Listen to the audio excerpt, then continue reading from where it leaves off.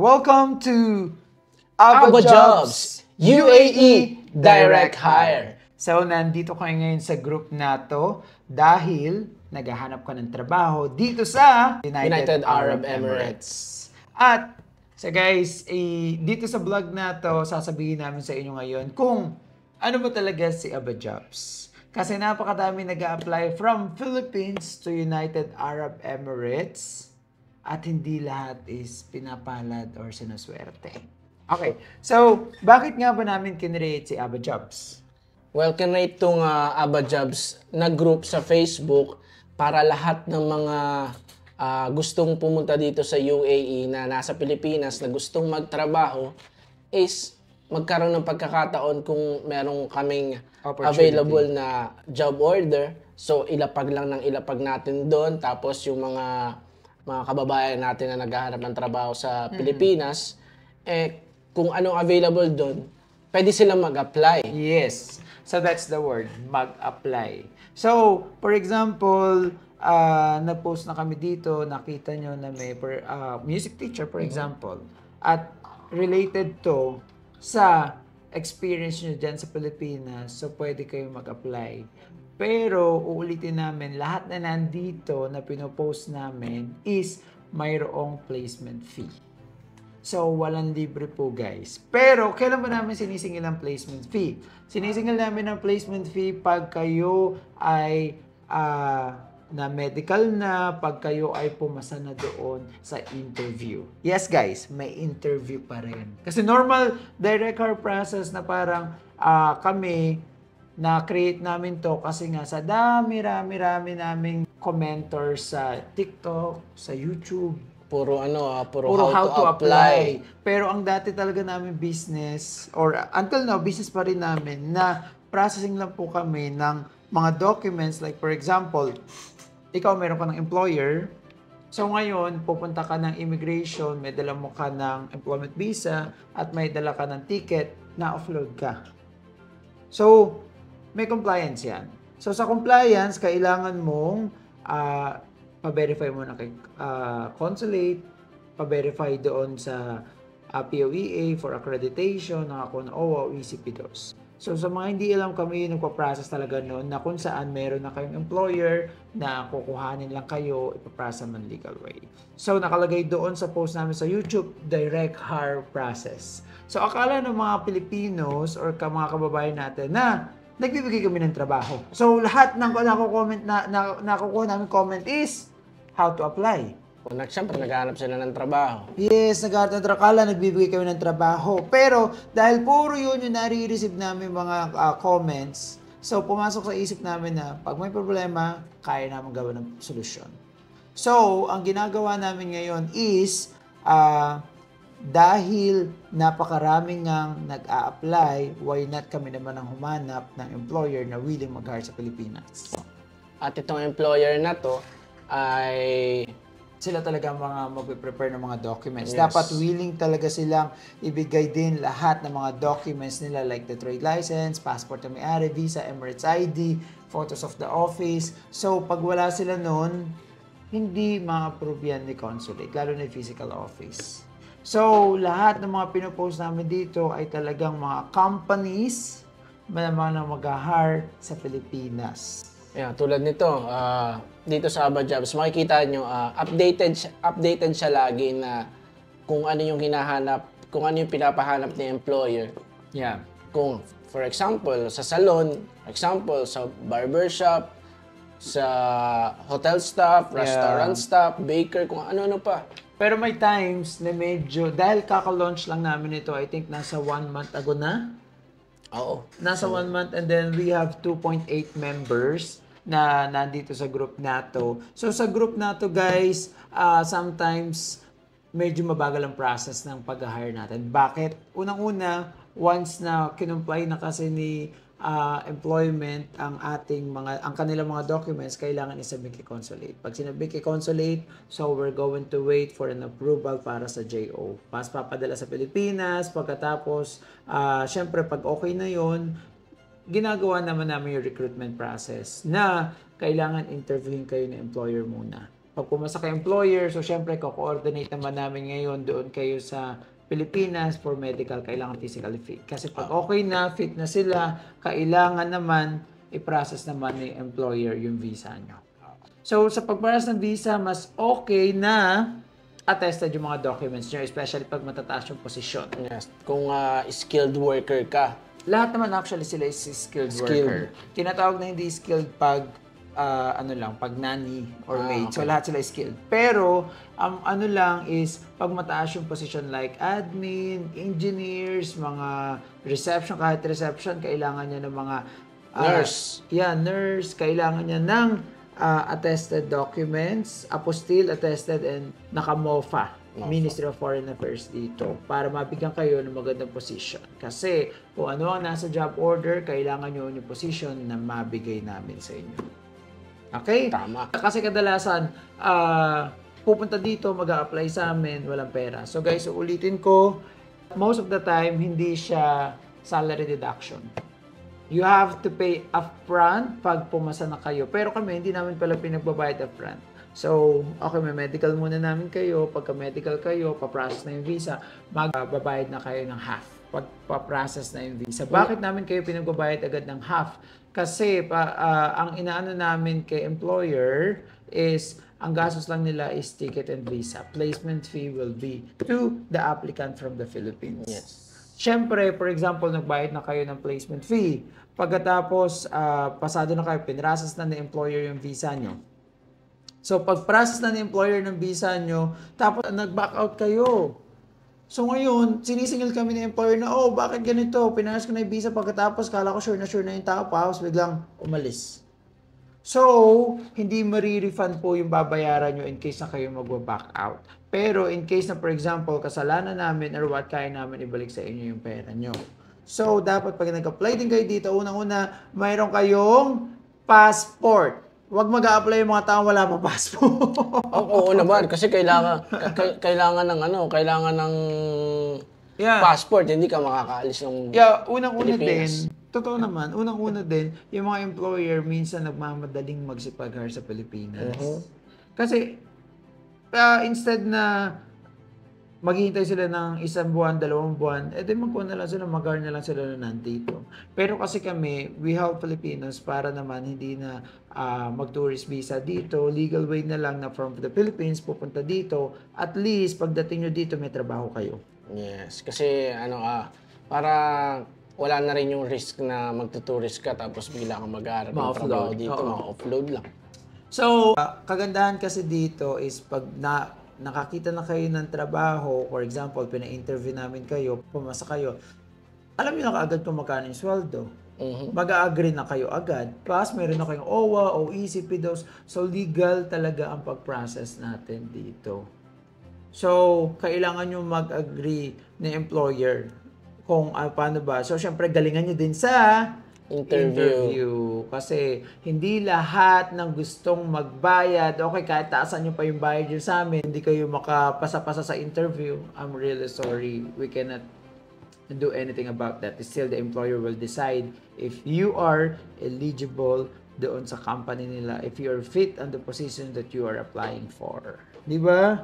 So, talagang pero ang ginagawa nila is nilalapit namin sa inyo para kung gusto nyo bang magsipag-trabaho dito sa United Arab Emirates. Tsaka kailangan ready sila. Kung mag-a-apply sila, ready sila dun sa mga, syempre may babayaran, ready sila mag-abroad.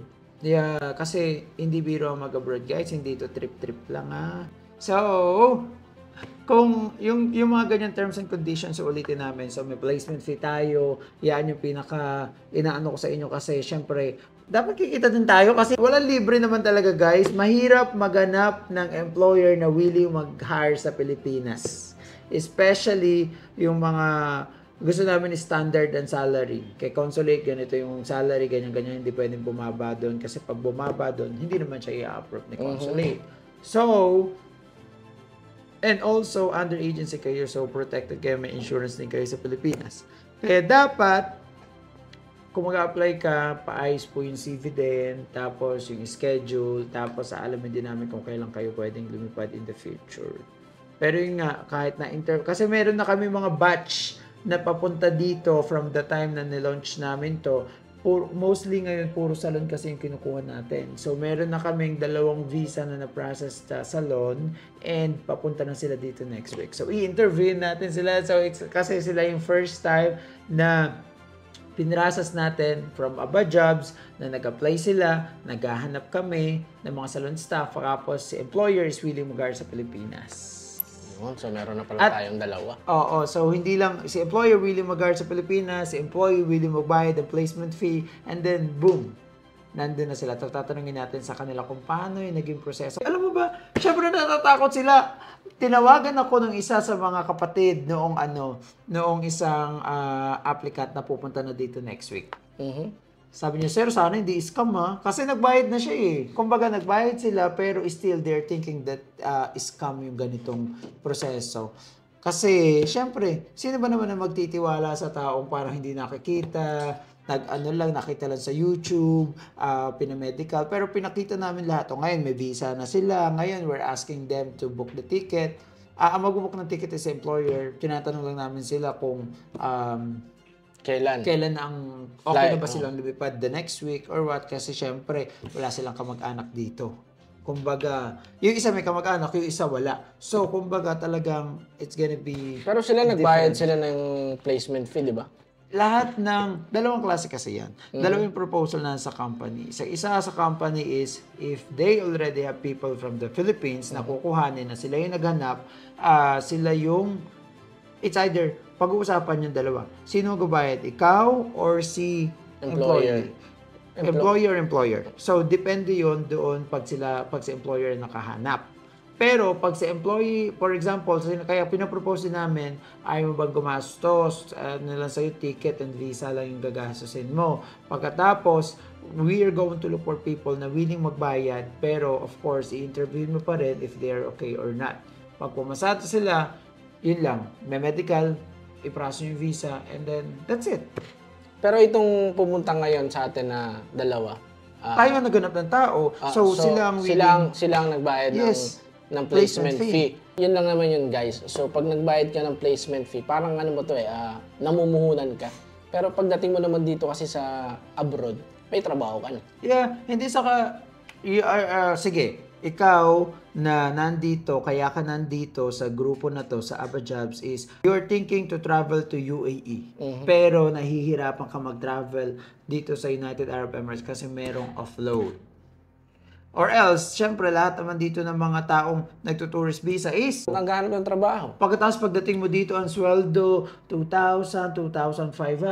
Pagkatapos, ang problema ka sa visa mo. So, bakit hindi mag-apply ka sa amin kung meron kaming available jobs? Kung ikaw naman, tinatanong mo ako directly, nag-chat ka sa akin how to apply. Sasabihin ko din sa'yo, pumunta ka po sa Aba Jobs, check the available position, i-message nyo si Miss Rachel, pa-flash natin yung number dito ni Miss Rachel, saka ni Miss Ann. Tada, ilalagay mo dito yung number nila. Ilalagay ko rin yung email ni Miss Rachel kasi doon sila magsasend ng CV nila. Yeah, CV nila.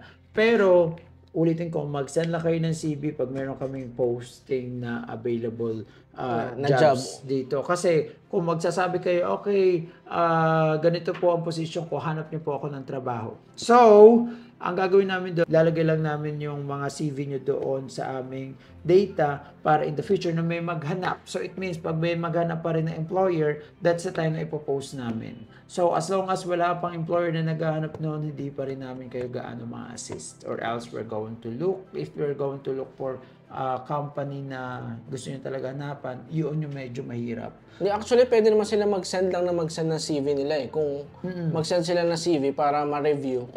Kung halimbawa meron lang biglang wala. For example, hindi pa available yung job order. Pero sila, may CV na sila.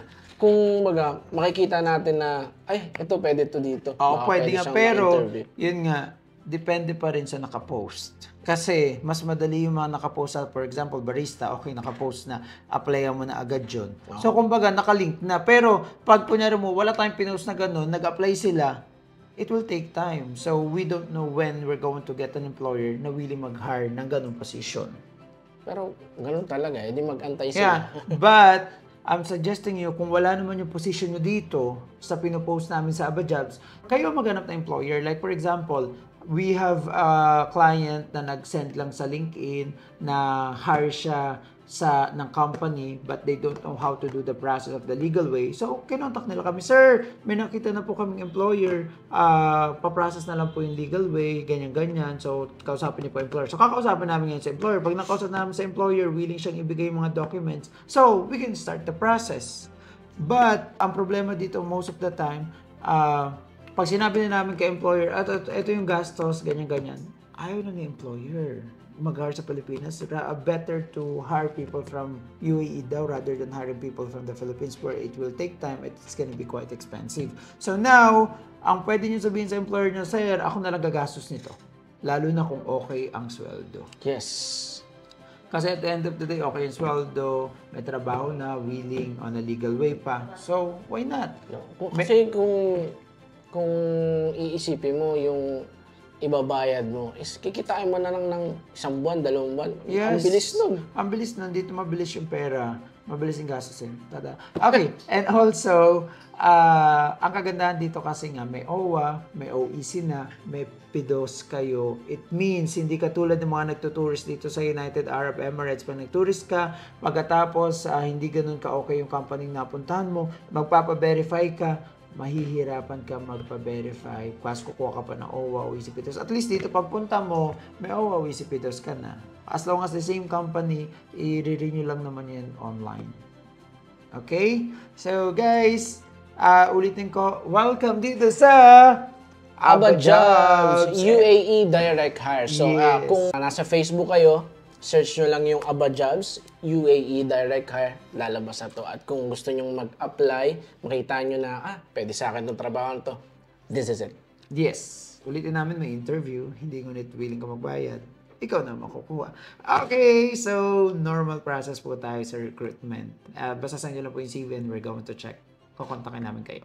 Huwag po kayo makulit masyado kasi may makulit eh. Talagang nagsasabi how to apply, how to apply. Parang ano nga, most of the time, di ko masyadong nire-replyan yun, to be honest. Nakaka-copy-paste na daw kasi yun. Or else, inaano ko na parang you have to look po dito sa Aba Jobs. So, this time, kung kukulitin niyo po ako, I just send this link. You have to watch this link kung ano ba yung terms and conditions namin dito sa Aba Jobs. Okay? So, yun na po at thank you. See you here in United Arab Emirates. Bye.